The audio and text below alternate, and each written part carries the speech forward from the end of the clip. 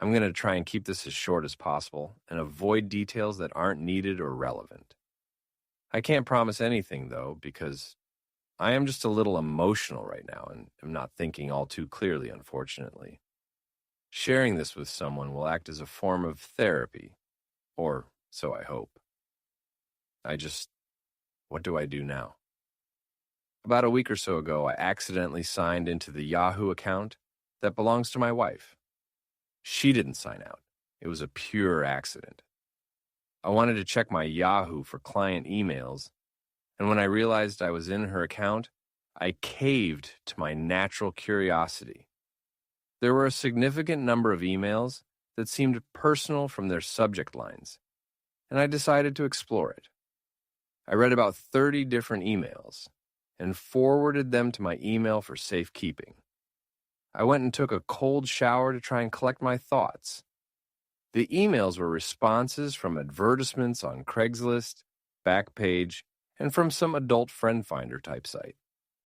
Further investigation revealed that the advertisements in question were for NSA encounters with men during the hours she was at work.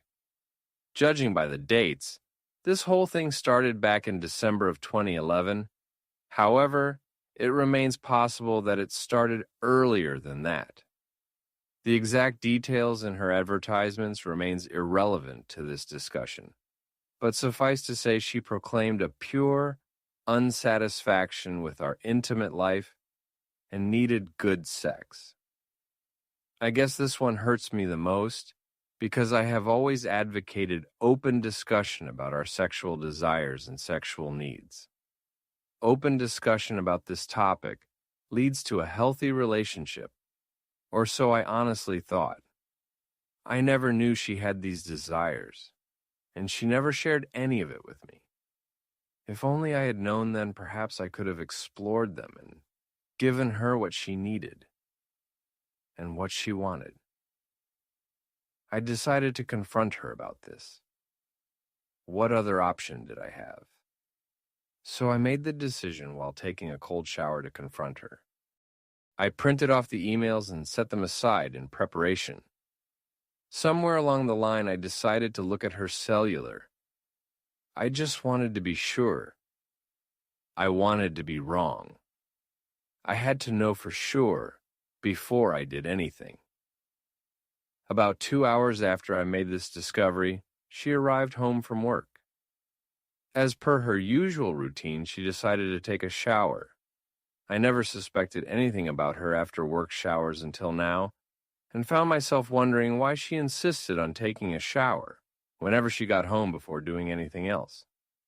Was she trying to wash away any evidence of a recent encounter that day? Or was this perhaps an innocent action by a working woman who felt dirty after a long day at work? Off to the shower she goes. I hear the water go on and the telltale signs that she's bathing. I literally dart across the living room to her purse and begin digging.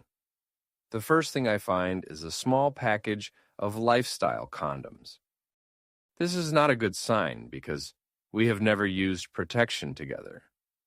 The gears in my head are in overdrive, and I can feel dread building within me as I discover her cellular. It's an Android, of course, and I access the gallery.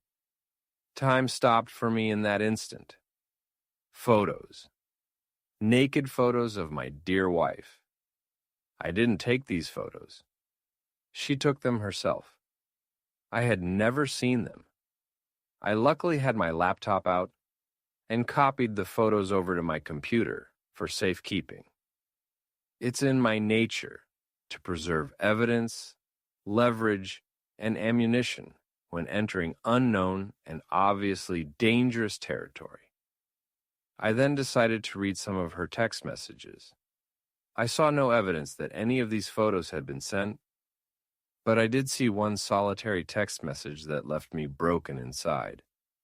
It read in part, "Thank you for the other day. You're a wild one. We should meet again." But she had not replied to it yet.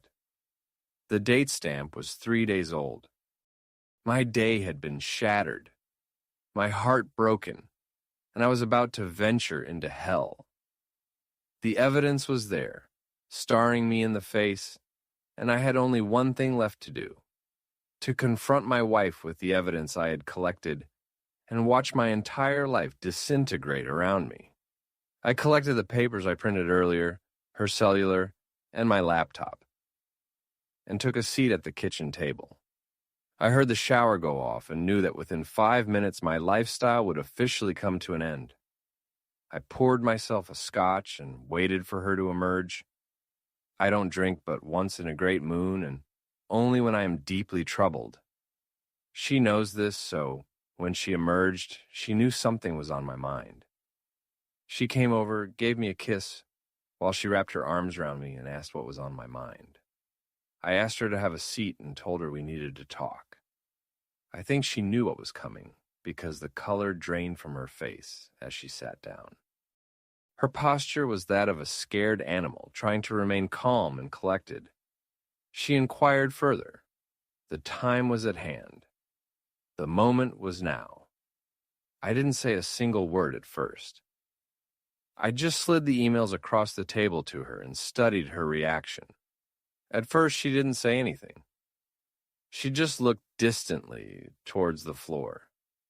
I turned my laptop around and showed her the images I had downloaded from her cellular. She closed the laptop after seeing the first two and started to cry. I wanted to hold her and tell her it would be all right. I wanted to be close to her. I needed to stay the course. I took another drink from my scotch and looked directly at her. Neither of us said anything for a good 10 minutes until she finally broke the silence. The subject of our discussion I am sure you already know. I confirmed that my wife was indeed cheating on me, and that she had slept with 4 different men in the last 2 months. The most recent was last week and happened about 3 hours before I came home from a quick trip to California.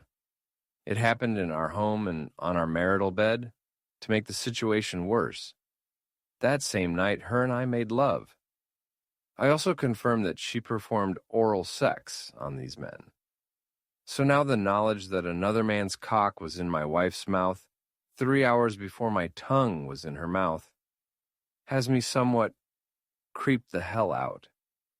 She did mention that she has never had unprotected vaginal sex with these men, so at least there's that little tidbit of good news, but I find myself questioning the legitimacy of her answers. She professed her remorse over it and doesn't want this to end our marriage. She professed her unyielding love for me, her desire to be with me for all eternity, and how we could and should make beautiful children together. She seems to be legitimately regretful for her actions, and genuinely frightened of losing me. She said that she is willing to sacrifice anything she needs to in order to save our marriage and repair the damage she has done. She took the initiative in front of me and deleted the photos from her cellular. She called the men she had been with on speakerphone and told them never to contact her again. And she openly showed me the Craigslist advertisements and deleted them. She went on to suggest that we pack up and move somewhere quiet and somewhere private, somewhere away from the city. A small town, perhaps, where we can work on our difficulties together without interference. So what do I do now? Do I keep her and see if we can work through this?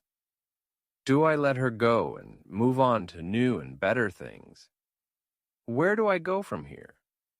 What do I do now? We have been together for 7 years, married for 5 of those 7 years, and have a lot of history together. I'll be honest and admit that I probably don't know how to live without her. She is my world, my center. Perhaps it would help you, Reddit, if you knew a little more about me. I am 29 years old and my wife is 27. She works at the airport and I am a web developer, self-employed freelance. I have never been good with women overall. Hell, I had only had sex twice in my life prior to meeting my wife. I'm of the shy type and find it difficult to approach women openly. I've always been selective of my intimate partners, and I like having an emotional connection prior to intimate relations. This is part of the reason I had not been laid extensively prior to meeting my wife. I find myself sitting here, writing this, and wondering if I would ever find another woman to share my life with. Am I one of these people who are destined to be alone and to be hurt? I mentioned a little bit ago that I had only been laid twice in the years leading to my marriage. Did I mention those girls also cheated on me? It seems to be a recurring theme in my life, my faith in the opposite sex. The ability to trust the opposite sex is at an all-time low.